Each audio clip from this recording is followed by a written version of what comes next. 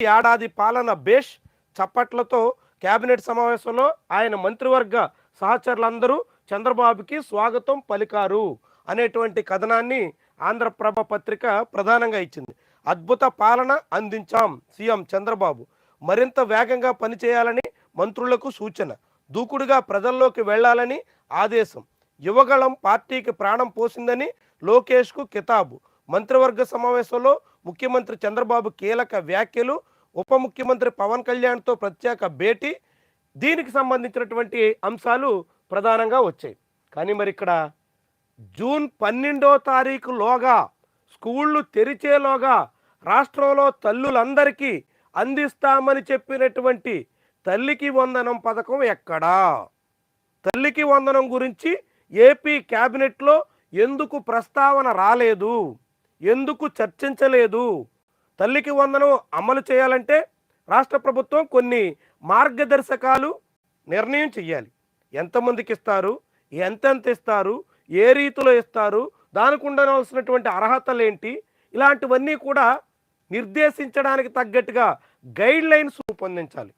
ఆ guide lines మీద రాష్ట్ర మంత్రివర్గం ఆమోదం పొందాల్సి ఉంటుంది.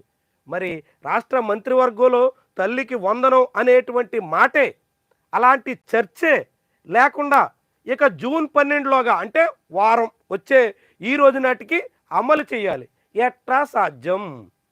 ఈ ప్రభుత్వం ఆగస్టు 15 నాటికి పీపీపీలో ఎంతమందిని P4 పేరుతో దత్తత తీసుకుంటారో చెప్తున్నారు.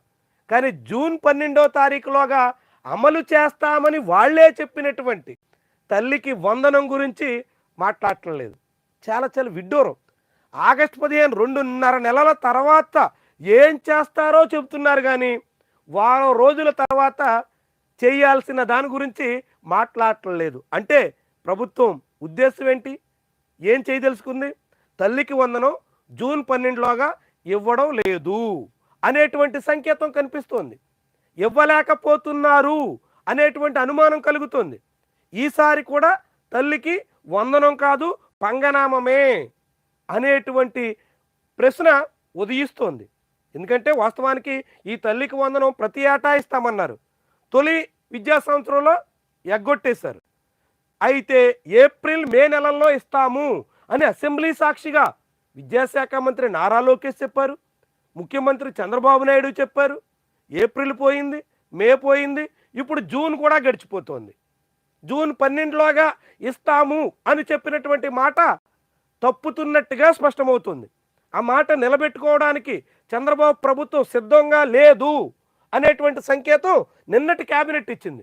అద్భుతంగా పరిపాలన చేసాం, మనం చాలా బాగా నడిచాం, సూపర్, మనమే అందరికన్నా మిన్నగా పరిపాలన చేసాం అని భుజాలు చరుచుకున్నారు. సీఎంకి చప్పట్లతో స్వాగతం పలికారు. సీఎం అంతా ఇంత అనుకున్నారు. పరిపాలన అంతా బేష్ అని కితాబులు ఇచ్చుకున్నారు.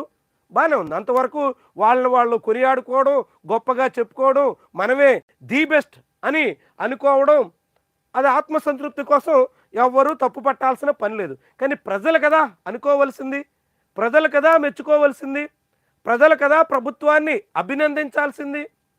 అందుకు తగ్గట్టుగా పరిపాలన కదా సాగాలి. ప్రజలు మెచ్చుకునేలాగా, ప్రజలు అభినందించేలాగా, ప్రజలు కీర్తించేలాగా పాలన ఉండాలి కదా. మరి ప్రజలకు ఇచ్చినటువంటి మాట నిలబెట్టుకుంటేనే కదా జనం ఈ పరిపాలనని బేష్ అంటారు. లేదంటే చప్పట్లు మనకు మనమే కొట్టుకుని మనకు మనమే అభినందించుకోవాల్సిన పరిస్థితి మిగిలిపోతుందేమో. ప్రభుత్వం ఆలోచించుకోవాలి. ఎందుకంటే జనానికి మాట ఇచ్చారు, ప్రతి ఏటా ఇస్తామన్నారు, ఒక ఏడాది ఎగ్గొట్టారు, రెండో ఏడాది అదిగో ఇదిగో అంటూ 3 నెలల నుంచి ఊరిస్తున్నారు.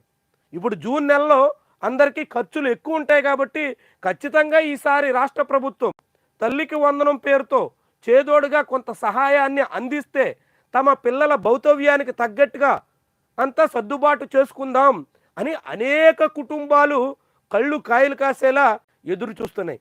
చాలామంది ఎగువ మధ్య తరగతికి, వేతన జీవులకి అర్థం కాకపోవచ్చు. ప్రతి నెల ఎంతో కొంత మొత్తం నిర్దిష్టంగా జీతం వస్తుంటే జీవితాలు కులాసాగా నడుస్తున్నప్పుడు ఈ తల్లికి వందనం గురించి వేచి చూస్తున్నటువంటి వాళ్ళ ఆవేదన, వాళ్ళ బాధ, వాళ్ళ కష్టం పూర్తిగా అర్థం కాకపోవచ్చు. కానీ చాలా కుటుంబాలు ఇప్పుడు చంద్రబాబు ప్రభుత్వం వైపు ఆశతో చూస్తున్నాయి. ఖచ్చితంగా జూన్ 12లోగానైనా ఈ ప్రభుత్వం తమకు తల్లికి వందనం ఇస్తే పిల్లలకి అవసరమైనటువంటి సామాగ్రి, పుస్తకాలు కావచ్చు, ఇతర అనేక అవసరాలు కావచ్చు, స్కూల్కి వెళ్ళడానికి ముందు పెట్టాల్సినటువంటి మొత్తం ఖర్చు తోడవుతుంది అని చాలా చాలా నమ్మకంతో ఎదురు చూస్తున్నారు. వాళ్ళ నమ్మకాన్ని ప్రభుత్వం నిలబెట్టుకోవాలి, కానీ నిలబెట్టుకుంటున్న దాఖలాలు లేవు. పైగా నిన్న క్యాబినెట్ బ్రీఫింగ్ చేస్తూ రాష్ట్ర పౌర సంబంధాల శాఖ మంత్రి పార్థసారథి ఏమంటారంటే, జగన్మోహన్ రెడ్డి ప్రభుత్వం కన్నా మేమే ఎక్కువిచ్చాము, గతం కన్నా మాదే మెరుగు, సంక్షేమ పథకాల్లో కూడా మా లెక్కలే ఎక్కువ అంటూ నిన్న ఆయన లెక్క చెప్పారు. ఆ ప్రభుత్వం 3,000 కాకుండా 2,500 సగటున పెన్షన్ ఇస్తే 13,000 రూపాయలు తల్లికి వందనం అమ్మఒడి పేరుతో ఇస్తే ఇతర అనేక పథకాలు కలుపుకున్నా ఆ ప్రభుత్వం నిండా 50,000 కూడా ఇవ్వలేదు. మేము ఒక్క పెన్షన్ల పెంపు 4,000 రూపాయలు చెప్పిన ఏడాదికి మేమే ప్రతి కుటుంబానికి 50,000 ఏడాదికి ఇచ్చాము. అది కాకుండా అన్న క్యాంటీన్ల ద్వారా ఆహారం పెట్టాము, ఇతర అనేక రూపాల్లో మేమే ఎక్కువ ప్రయోజనం కల్పించాము. కాబట్టి తల్లికి వందనం, అన్నదాత సుఖీభవ ఇలాంటివి ఇవ్వకపోయినా, ఇవన్నీ జాప్యం జరిగిన, కాలయాపన చేసిన, మాటలు చెబుతూ నడిపించేస్తున్నా ఎటువంటి సమస్య రాదు లేదు అన్నట్టుగా మంత్రి చెప్పుకున్నారు. చాలా చాలా విడ్డూరం.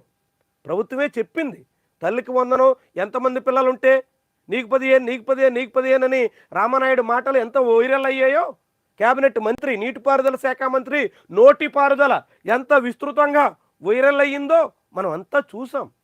అలాంటి ప్రభుత్వం ఇప్పుడు ఏం చెప్తుందంటే, మేము ఇస్తున్నదే ఎక్కువ, ఇంతకన్నా ఎక్కువ ఇవ్వాల్సిన అవసరం లేదు, గతం కన్నా ఎక్కువే ఇస్తున్నాం, జగన్మోహన్ రెడ్డి కన్నా మాదే పై చేయి, సంక్షేమ పథకాల విషయంలో కూడా మాదే టాప్, జగన్మోహన్ రెడ్డి కన్నా ఎక్కువ ఇచ్చాం అని చెప్పుకుంటున్నటువంటి తీరు చూస్తే ఇక తల్లికి వందనం అమలు చేసే ఆలోచన కూడా ఈ ప్రభుత్వానికి లేదా అనేటువంటి అనుమానం కూడా రాక మానదు.